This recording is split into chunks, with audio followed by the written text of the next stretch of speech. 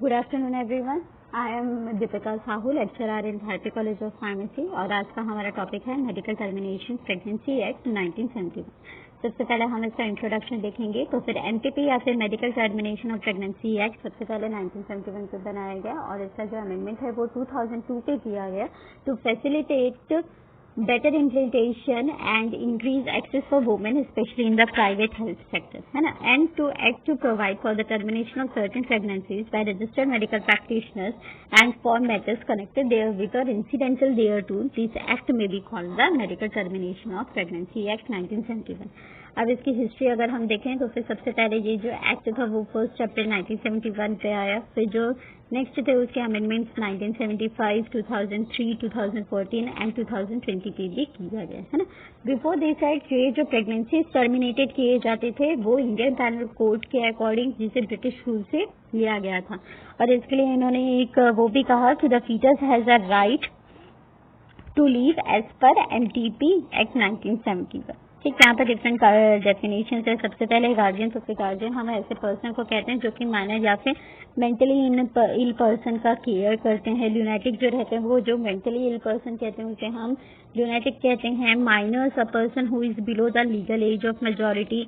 आरएमपीज कौन होते हैं? वो सर्जन, वो प्रैक्टिशनर्स जो कि आईएमसी एक्ट के अंतर्गत पे रजिस्टर्ड हैं और साथ ही ये स्टेट मेडिकल रजिस्टर पे भी रजिस्टर्ड होने चाहिए और इनके पास एक्सपीरियंस और ट्रेनिंग होनी चाहिए गायनेकोलॉजी या फिर obstructive as prescribed by rules under this act. Mentally ill person जिन्हें नीड ऑफ ट्रीटमेंट है by reason of any mental disorders.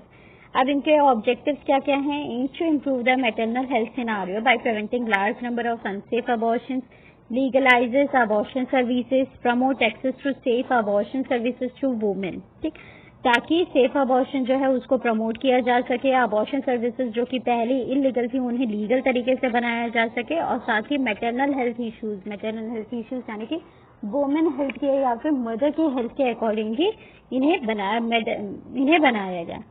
Next, induction of abortion क्या होता है? तो डिलिबरेट टर्मिनेशन ऑफ फीटस, यानी कि अगर फीटस जो है वो अपने वायबल स्टेज पे नहीं आया है उसके पहले उसे टर्मिनेट कर देना, उस प्रेगनेंसी को टर्मिनेट कर देना, उसे इंडक्शन ऑफ अबॉर्शन कहा जाता है। इंड्यूस्ड अबॉर्शन जो है वो दो टाइप के होते हैं, एक लीगल वे होता है और एक इलीगल होता है। इलीगल जो रहता है वो क्रिमिनल ऑफेंसेस पे आते हैं, है ना। अब अनटिल द एमटीपी, जब तक एमटीपी नहीं बनाया गया था तब तक ये किसी भी तरीके का जो अबॉर्शन था उसे पनिशेबल माना गया था इन द इंडियन लॉ। ठीक, इन केस ऑफ डेथ, अगर उस समय किसी की डेथ हो जाती थी तो due to abortion procedure there was punishment of up to 10 years imprisonment and fine. फिर सोशल इंडिकेशन, सोशली इसे बनाना क्यों जरूरी था? ताकि जो pregnancy is caused by rape और both in case of major and minor and in mentally imbalanced women as a result of failure of contraception के फेलियर की वजह से या फिर जो प्रेगनेंसी कॉज्ड हुई है due to rape in both in major और इन माइनर और इन मेंटली इम्बैलेंस्ड वुमेन के।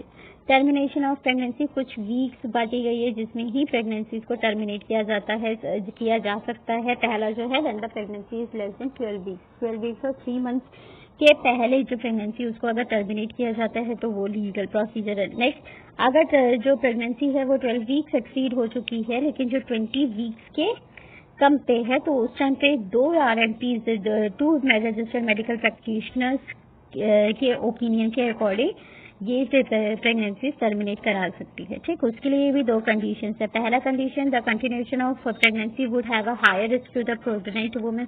अगर उस प्रेग्नेंट वुमेन को अगर हायर रिस्क है किसी भी चीज का, हो सकता है उसे कोई फिजिकल या फिर मेंटल हेल्थ के इश्यूज हो, या फिर दूसरा अगर बेबी को कोई रिस्क है, अगर उस चाइल्ड को रिस्क है to be born with certain abnormality.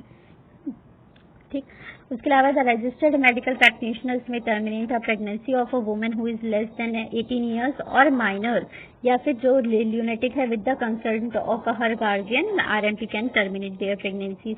The RMP may terminate pregnancy after judgment of the court. Termination of pregnancy shall not be made at any place other then hospital established and run by government और place और approved for this purpose of this act by government.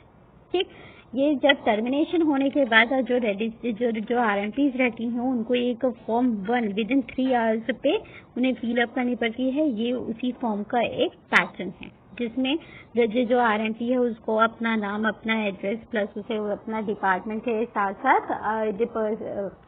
Patients के भी details fill up करने पड़ते हैं। ठीक, who can terminate pregnancy, तो फिर प्रेगनेंसी को कौन कौन टर्मिनेट कर सकता है? जिनके पास एक्सपीरियंस हो या फिर वो उनके पास ट्रेनिंग नॉलेज हो, और स्पेशली जो गायनेकोलॉजिस्ट या फिर ऑब्स्ट्रेक्टिव्स हों वो, है ना। उनके अलावा medical practitioner registered in a state medical register immediately before the commencement of DSAT should have not less than 3 years experience in practice of gynaecology and obstructives. Medical registered practitioner in a state medical register on the after the date of the commencement can terminate the pregnancy.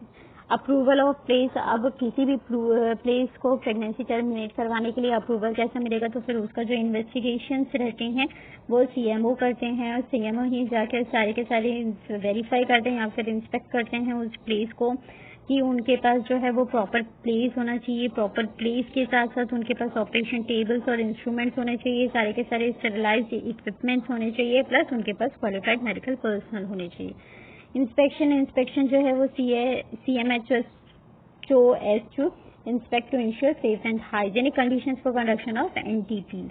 Cancellation या फिर suspension, CMHO जो रहते हैं उनके पास power रहता है कि अगर उन्हें वहाँ पर कुछ भी लग रहा है कि इलीगल हो रहा है, इलीगल के अलावा अगर वहाँ पर के जो कंडीशंस है वो अनहाइजीनिक है या फिर वहाँ पर प्रैक्टिशनर जो है वो उतने क्वालिफाइड नहीं है, तो इन सारी चीज़ों के कारण वो वहाँ का जो लाइसेंस है उसे वो कैंसिल कर सकते हैं। मेंटेनेंस ऑफ रिकॉर्ड्स, जितने भी रिकॉर्ड्स हैं वो मेंटेन होने चाहिए। Records to the admission of women for termination of pregnancy shall be maintained by the head of the hospital और the owner of the approved place, है ना। The admission register shall be a secret document and information content there shall not be disclose to any person expect as provide under the act. Under the act उस patient का कोई भी detail किसी के साथ भी हॉस्पिटल वाले share नहीं कर सकते। Every admission register shall be destroyed on the lapse of 5 years from the date of entry of registered. Entry of हर 5 साल में ये जो रजिस्टर्स रहते हैं वो चेंज होने चाहिए। Next, the consent given by the pregnant women regarding the termination of her pregnancy together with the certified opinion of the RMP should be sealed in envelope by the RMP। जो concern रहता है जिसमें जो women रहती है वो अपना consent दिए होती है with the prescription of RMP, उन्हें एक सीक्रेट तरीके से उसे अपने पास रखनी पड़ती है ना। अब इसके लिए ऑफेंसेस और पेनल्टीज, तो anyone who fails to compile with the rules made under the act और contravenes them may be fined up to ₹1000 or the provisions by implication recognizes that the fetus has a right to life when the termination of pregnancy is caused without the consent of the woman. Punishment may extend to imprisonment for life or imprisonment of either description for a term which may extend to 10 years of fine. अगर without the consent of women अगर termination की जाती है उसके pregnancy की, तो फिर उसके लिए पनिशमेंट है up to 10 years of jail या फिर फाइन। और ये हमारा रेफरेंस